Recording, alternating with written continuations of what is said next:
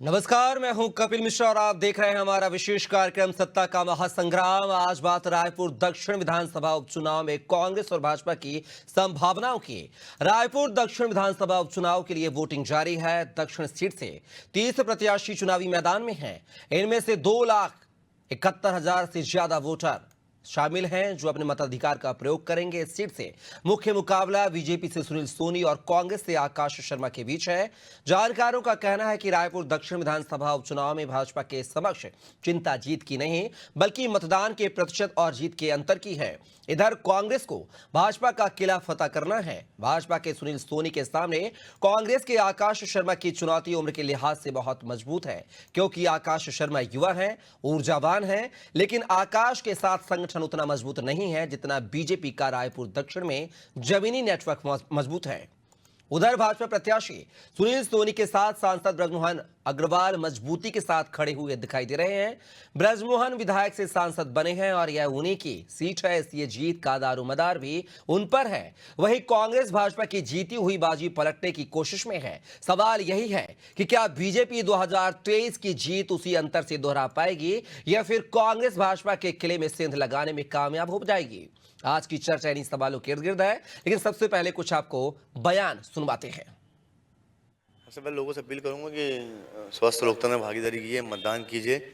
या आपका मतदान जो है आने वाले 4 साल आपको ऐसे जनप्रतिनिधि चुनेगा जो आपके मुद्दों पे आप मुखर रहेगा, जो आपके मुद्दों पे रोड, बिजली, पानी, सड़क पे रहेगा। ये चुनाव रायपुर दक्षिण का चुनाव है। चुनाव देश का प्रधानमंत्री राज्य में कितना नहीं तय करेगा। ये चुनाव जो है रायपुर दक्षिण का होगा। लेकिन मैं सबसे अपील करता हूँ कि वोट डालिए, क्योंकि आपका अधिकार जो है आपके गली मोहल्लों की समस्याओं के लड़ने वाले को अवसर देगा। और सक्रिय को चुनिए, सक्रिय लोगों को अवसर दीजिए जो आपके मुद्दे में मुखर की लड़ाई लड़ सके। आरोप बेनकारा आरोप है, झूठी बातें करने का काम है इनका। ये लोग 40 साल से यहाँ पर बैठे हुए हैं इस क्षेत्र में, अपने काम बताने का कुछ नहीं है, लेकिन आज भी जबरन दूसरी बात के ऊपर झूठी बात करने का काम करते हैं। और ये समस्या जो है जनता समझती है कि जनता समझदार है। जनता जो है झूठ को नहीं सुनेगी, जनता सच को सुनेगी। एक एक वोट का महत्व है। सभी भाई बहनों से मैं निवेदन करता हूं कि सब लोग वोट डालने के लिए जाएं और भारतीय जनता पार्टी का कमल खिलाएं। और आने वाले समय में केंद्र और राज्य की, मोदी सरकार की, विष्णुदेव साय जी की सरकार की सभी योजनाओं का लाभ हमारे विधानसभा में पहुंचेगा।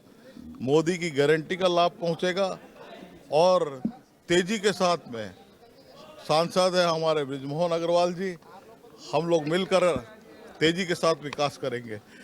केंद्र का पैसा वो लाएंगे, विष्णुदेव साय जी से मैं लाऊंगा। महापौर के रूप में कालखंड इस शहर ने देखा है। एक काम बताए, एक काम प्रत्याशी केवल एक काम बता दे कि शहर के अंदर कोई योगदान है क्या। ये लोकतंत्र का उत्सव है, मजाक बंद करो आप। आरोप प्रत्यारोप के आधार पर चुनाव नहीं लड़ा जाता है। अपनी बात करके आप चुनाव लड़ो। क्या आपने कुछ किया है तो उस बात को जनता के बीच में रखो। भ्रम फैलाने से यहाँ की जनता को आप बरगला नहीं सकते।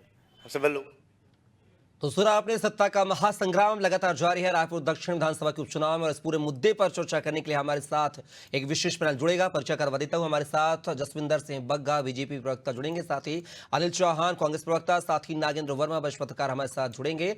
और सबसे पहले मैं स्वागत करूंगा बग्गा जी का। बग्गा जी, अब बात की जाए रायपुर दक्षिण विधानसभा उपचुनाव का जो है दंगल जारी है। बीजेपी के सामने जीत की जो है चिंता नहीं है, चिंता है तो वोट प्रतिशत बढ़ाने की और जीत के अंतर की। जो 2023 में आपने जीत का अंतर बनाया था, क्या वो इस बार दोहरा पाएंगे आप? देखिए कपिल जी, भारतीय जनता पार्टी अपने संगठन के दम पे, अपने कार्यकर्ताओं की मेहनत के दम पे और अपने बूथ में लड़ने वाले कार्यकर्ताओं के कारण आज तक विजय प्राप्त करती आई है। और हमारा मूल मंत्र है 365 दिन 24 घंटे राजनीतिक रूप से सक्रियता के साथ बूथों में काम करना, लोगों के सुख दुख में खड़े होना और किस प्रकार से हम जिन वादों को लेके जनता के बीच जाते हैं, सरकार आने के बाद उन वादों को पूरा करने के लिए अपनी सरकार किस प्रकार से कार्य करती है, उन कार्यों को लेके जाते हैं जनता के बीच में। और ये लगातार रायपुर दक्षिण की अगर हम बात करें तो रायपुर दक्षिण में लगातार भारतीय जनता पार्टी पिछले 30-35 वर्षों से जो जीतती चली आ रही है, उसका कारण भी यही है कि वहां के समर्पित कार्यकर्ता इस बात को भली भांति जानते हैं कि अब तक जिस प्रकार बृजमोहन अग्रवाल जी ने विधायक के रूप में, मंत्री के रूप में उस क्षेत्र की सेवा की है, लोगों के सुख दुख में खड़े रहे हैं, विकास कार्यों की गति को उन्होंने बहुत ऐतिहासिक रूप से बढ़ाया है। जनता को यकीन है, क्या सुनील सोनी भी उनके प्रतिनिधि के रूप में, भारतीय जनता पार्टी के प्रत्याशी के रूप में, कमल फूल के निशान पर लड़ने वाले एक ऐसे व्यक्ति के रूप में, जो सिर्फ और सिर्फ विकास कार्यों को देखकर बात करता है, विकास कार्यों की बात करता है, एक बार फिर से वोट मिलेगा। और मैं आपको यकीन दिलाता हूं कपिल जी, यह जीत ऐतिहासिक होगी। पिछली बार के ज्यादा मतों से हम जीतने जा रहे हैं और इस बात को रायपुर दक्षिण की जनता स्वयं स्वीकार रही है। बग्गा जी, लेकिन रायपुर की दक्षिण की जो जनता है वो वोट प्रतिशत के आधार पे तो कुछ और ही बयां कर रही है। 3:30 बजे तक का वोट प्रतिशत जो है 39.23% है। मध्य प्रदेश का बुधनी हो, चाहे विजयपुर हो, चाहे झारखंड हो, सब जगह वोट प्रतिशत में इजाफा है। छत्तीसगढ़ में आखिर क्या कुछ कमियां नजर आती हैं इस वोट प्रतिशत की कमी के कारण? क्या बीजेपी का जनता के बीच प्रभाव नहीं है? क्या ये वो वजह मानी जाए? नहीं, कपिल जी, दरअसल ये चुनाव जिस दिन घोषित हुआ, जिस दिन सुनील सोनी जी की उम्मीदवारी तय हुई और जिस दिन आकाश शर्मा की उम्मीदवारी कांग्रेस से तय हुई थी, जनता के बीच यह संदेश साफ साफ चला गया कि इस चुनाव में जीत हार का विषय खत्म हो चुका है। भारतीय जनता पार्टी के सुनील सोनी जीत रहे हैं और आकाश शर्मा हार रहे हैं। और मुझे लगता है कि लेकिन यह जीत जो का विषय अंतर है, क्या होगा बग्गा साहब? 2023 को रिपीट कर पाएंगे, उससे बढ़त बना पाएंगे, या उससे कम मैं हो कह रहा हूं जीत का ना, अंतर रहेगा? लोगों में जिस प्रकार से जीत हार की उत्सुकता खत्म हो गई, लोगों ने मान लिया कि भारतीय जनता पार्टी के सुनील सोनी जीत रहे हैं। शायद इस कारण से कुछ कम लोग निकले हैं, लेकिन अभी वक्त है, लोग घरों से निकलेंगे, वोट डालेंगे और सारा वोट भारतीय जनता पार्टी के पक्ष में डलने जा रहा है। आप विश्वास रखिए कपिल जी।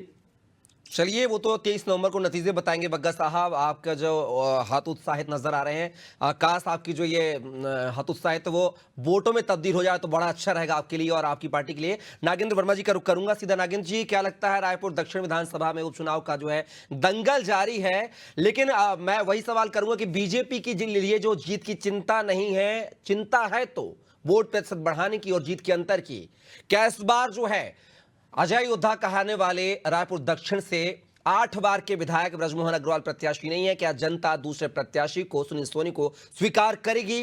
क्या वही जीत जो बृजमोहन अग्रवाल को दिलाती आई है, जिस अंतर से उनको जीत दिलाती आई है, क्या वो जीत का सिलसिला सुनील सोनी बरकरार रख पाएंगे? देखिए कपिल जी, जिस तरीके से इस बार बूथ में भीड़ नजर नहीं आ रही है, लोगों का उत्साह नजर नहीं आ रहा है उपचुनाव में वोटिंग को लेकर, कहीं ना कहीं ये एक चिंता का विषय है। जैसे आपने शुरू में कहा, बग्गा जी ने भी कहा कि जीत हार का इसमें प्रश्न ही नहीं उठता, जीत तो तय है, लेकिन बावजूद इसके लोगों का उत्साह नहीं दिखना कहीं ना कहीं एक तरीके से एक निगेटिविटी को ही दिखाता है। और लगातार हम इस पे बात करें तो 2,70,000 मतदाता, और इसलिए पिछले ट्रैक रिकॉर्ड को भी चेक करें तो लोकसभा चुनाव में भी 1,00,000 लगभग 4,000 मतदाताओं ने अपने मताधिकार का प्रयोग नहीं किया था। विधानसभा चुनाव में भी आंकड़ा कमोबेश इसी को छूता हुआ नजर आ रहा था। इस बार ये जो आंकड़ा है, मुझे लगता है इससे भी ज्यादा हो जाएगा। ऐसे बहुत सारे लोग हैं जो अपने मताधिकार का प्रयोग नहीं कर रहे हैं, और ये सीधी बात है कि जीत तो होगी, लेकिन जो दावे किए जा रहे थे कि प्रचंड बहुमत आएगा, बहुत सारे हम वोट को अपनी तरफ लाएंगे, हम रिकॉर्ड बरकरार रखेंगे, ये तिलस्म मुझे लगता है कि टूटता सा नजर आ रहा है। तो वर्मा जी, और आपने कहा है कि जो मतदाता हैं वो वोट पोलिंग बूथों पर नजर नहीं आ रहे हैं, तो इसमें कमी किसकी मानी जाए? बीजेपी की मानी जाए, या मुख्य चुनाव अधिकारी जो रीना बाबा साहेब कंगाले हैं उनकी कमी मानी जाए कि जनता को जागरूक करने में वो असफल रहे, निर्वाचन आयोग का फेलियर रहा, जो मतदाता है पोलिंग बूथ तक नहीं पहुंच पाया? देखिए, निश्चित रूप से इसमें निर्वाचन आयोग की कहीं कमजोरी नहीं है, वो तो लगातार उत्साहित करते लोगों को मताधिकार के लिए, और ये मतदान जो करना है, वोट कास्टिंग करनी है, ये किसी का अपना एक पावर है कि वो सरकार को चुने, अपने प्रतिनिधि को चुने। लेकिन इसमें जो नकारात्मकता क्यों आ रही है, यही तो चिंता का विषय है। राजनीतिक दल वो प्रचार प्रसार में तमाम बातें कर पाते हैं, लेकिन वो लोगों को अपने पक्ष में किस तरीके से निकालें, कैसे उनको उत्साहित करें, इसमें कमी बहुत ज्यादा नजर आई। इस बार के प्रचार प्रसार में तो मुझे लगता है कि दोनों ही राजनीतिक दल के लोगों ने वो सरगर्मी नहीं दिखाई प्रचार प्रसार में जो अपेक्षित थी। तो कहीं ना कहीं इस उपचुनाव को बहुत हल्के तौर पर रायपुर दक्षिण के विषय में लिया गया और इसके और भी बहुत सारे अगर विश्लेषण करें तो बिंदु लगातार निकलेंगे कि आखिर ये है क्या।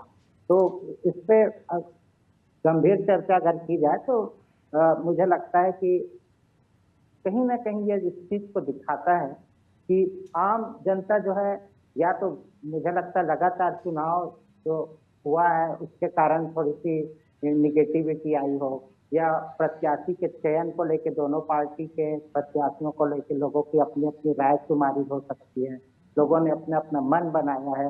कांग्रेस ने अगर बीजेपी के प्रत्याशी को लेके तमाम बात कही है तो बीजेपी ने भी बढ़ चढ़ के कांग्रेस के प्रत्याशी के का सीधे करने में कोई कमी नहीं करी है। तो ये कहीं ना कहीं आम जनमानस को थोड़ा सा प्रभावित करता है। बग्गा साहब, जीत को लेकर आप अस्वस्थ थे, पहले से ही अस्वस्थ थे। आपने कहा कि जब प्रत्याशी चयन हुआ, नाम डिक्लेयर हुआ, तभी जनता ने, रायपुर दक्षिण जनता ने रायपुर सुनील सोनी को विजय घोषित मतलब मान लिया था, आप ये कह रहे हैं।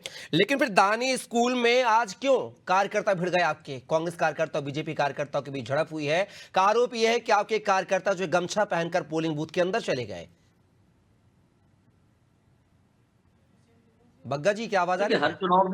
हर चुनाव में कुछ कुछ उत्साही कार्यकर्ता ऐसे होते हैं जिनसे इस प्रकार की बातचीत होती है। लेकिन देखिए, ये कांग्रेस की हताशा है। कांग्रेस हार को देख के बौखलाई हुई है। कांग्रेस को पता है कि उसके पास अपने प्रत्याशी के पक्ष में, अपने पार्टी के पक्ष में कहने के लिए कोई विषय है नहीं, कोई तर्क है नहीं, कोई तथ्य है नहीं। और भारतीय जनता पार्टी निश्चित रूप से, मतलब अगर आप देखें तो रायपुर की जनता 15 वर्ष के डॉक्टर रमन सिंह जी की सरकार के किए गए कार्यों को याद कर रही है। 10 वर्षों में मोदी जी की सरकार ने जिस प्रकार से केंद्र की सरकार ने छत्तीसगढ़ के लिए कार्य किए उसे याद कर रही है। और पिछले 11 महीनों में विष्णुदेव साय जी के सुशासन वाली सरकार को याद करते हुए भारतीय जनता पार्टी के पक्ष में खड़ी हुई है। वहीं दूसरी ओर कांग्रेस को देखिए, कांग्रेस के अपने एक ऐसे प्रत्याशी को जो एकदम नया है, जिसे रायपुर की दक्षिण की जनता को अपना चेहरा परिचित कराने में पूरा परिश्रम करना पड़ा, ऐसे प्रत्याशी को दिया। कांग्रेस के पास कहने के लिए विकास कार्यों की कोई लिस्ट नहीं थी। कांग्रेस के पास अपने 5 वर्ष के भूपेश सरकार के उपलब्धियों के नाम पे सिर्फ सिफर था, जीरो था, शून्य था, कुछ भी नहीं था।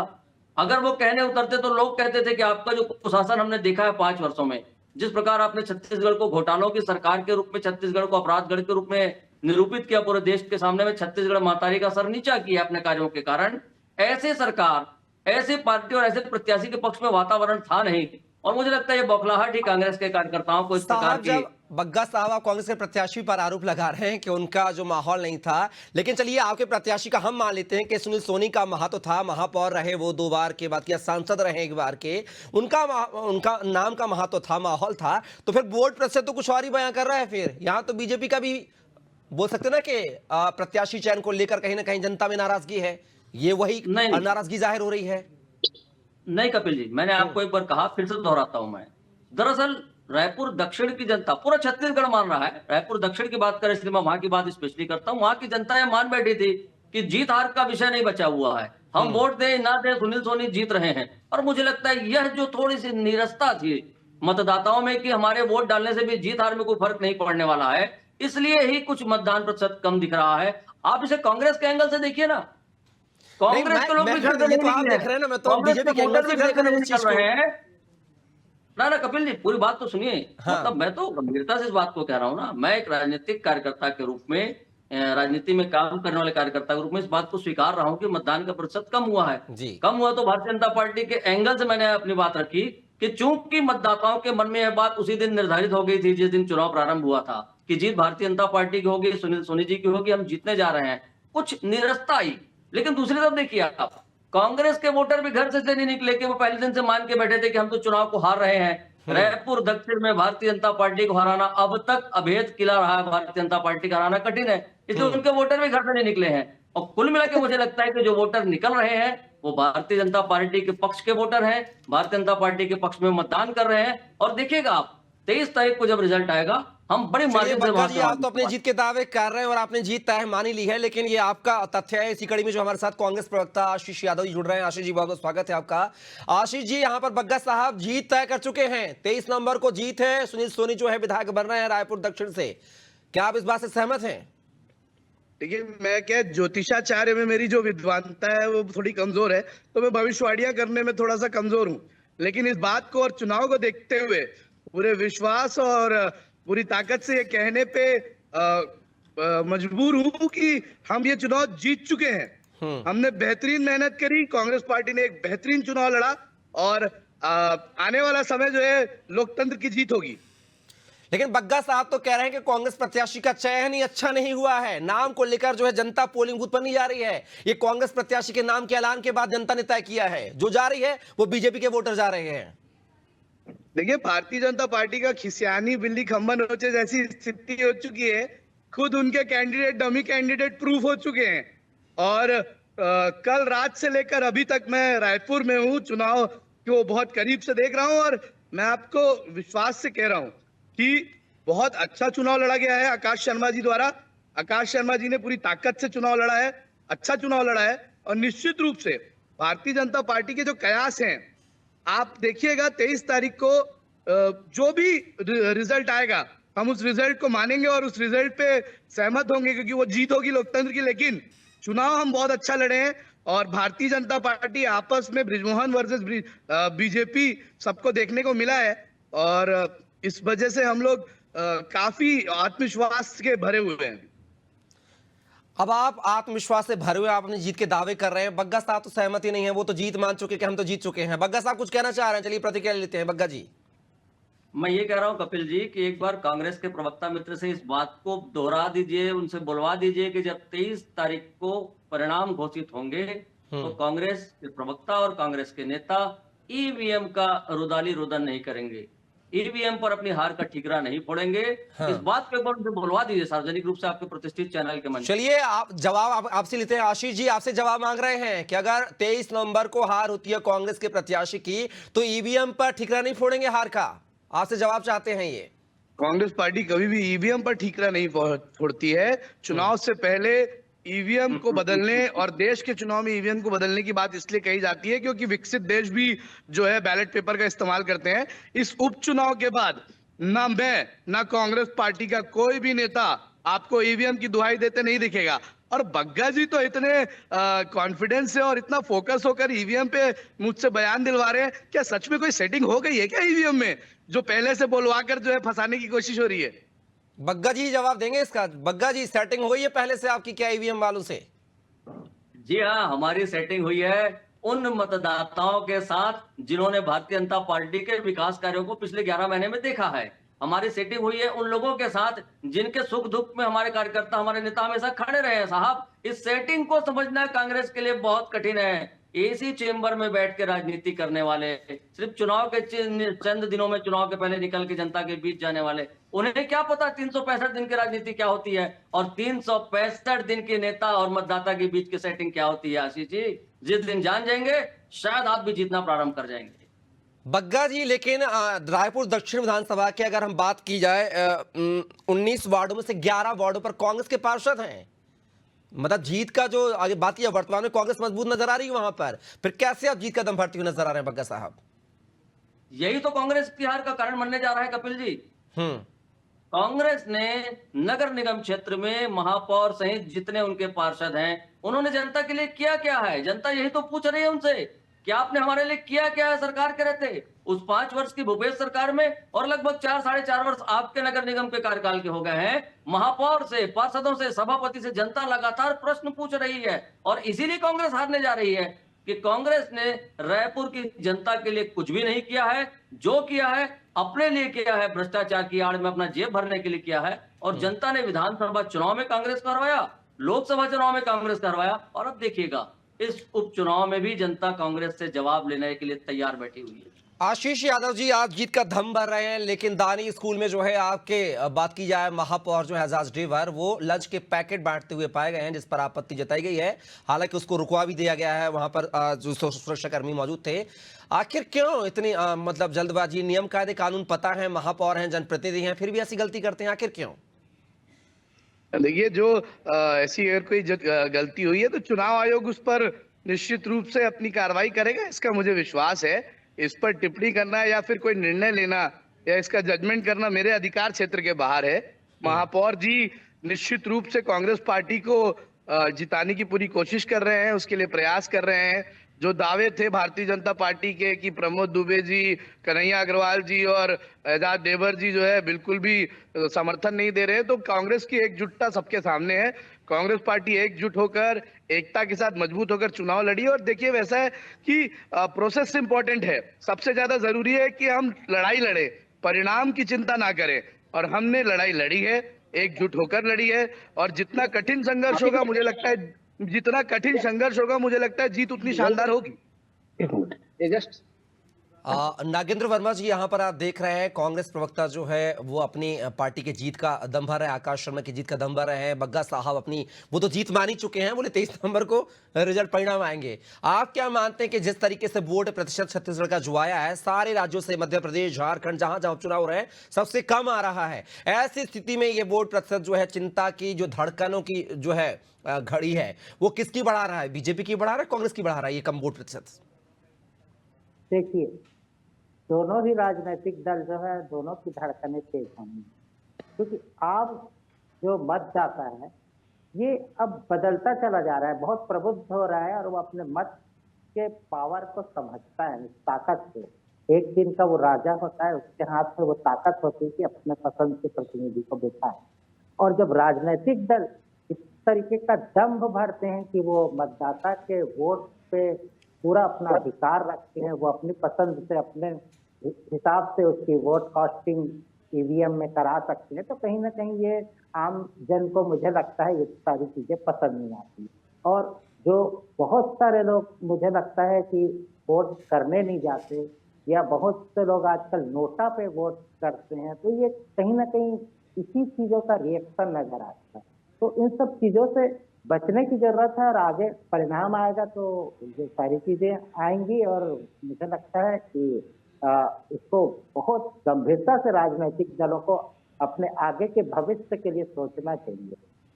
अब बग्गा साहब, एक अंदर से खबर आ रही, सूत्रों के हवाले से खबर ये आ रही है कि आपके पार्टी की ही बी टीम जो है वो नहीं चाहती है कि सुनील सोनी जी वो सीट से जीते हैं, क्योंकि अजय योद्धा कहाने वाले जो बृजमोहन अग्रवाल हैं वो इकलौते वहां पर रहना चाहते थे। अजय, उनके बृजमोहन अग्रवाल के जो समर्थक हैं, उनके चाहने वाले जो टीम भी है, वो सुनील सोनी को हराने में लगी हुई है, ताकि वहां से अगर ये संदेश जाए कि अगर जीत सकता है तो एक ही जीत सकता है प्रत्याशी, वो है बृजमोहन अग्रवाल। क्या ये बात सही है? देखिए, मुझे तो जानकारी है कि भारतीय जनता पार्टी की एक टीम है जिसके राष्ट्रीय अध्यक्ष माननीय जेपी नड्डा जी हैं, प्रदेश अध्यक्ष माननीय किरण सिंहदेव जी हैं। हम उस टीम के लिए काम करते हैं जो कमल फूल को लेके काम करती है, जो भारत माता की जय के विचार के साथ काम करती है, जो भारत को सबसे प्रथम रखने पे परम वैभव की प्राप्ति के लिए काम करती है। और इस प्रकार से जो राष्ट्रवाद की भावना को लेकर कार्य करने वाले हम लोग हैं, हम अपनी टीम के लोग काम करते हैं। मुझे यह ज्ञात नहीं है कि आप किस ABCD टीम की बात कर रहे हैं। अगर ऐसा आपके पास कोई जानकारी हो तो कृपया उसे, मुझे लगता है कि आपको पुख्ता सबूतों के साथ जरूर रखना चाहिए। मैं हमेशा इस बात को मानता हूं कि भारतीय जनता पार्टी के कार्यकर्ता जिस दिन उम्मीदवारी तय होती है, सारी बातों को पीछे रखते हुए सिर्फ कमल फूल को जिताने के लिए कार्य करते हैं।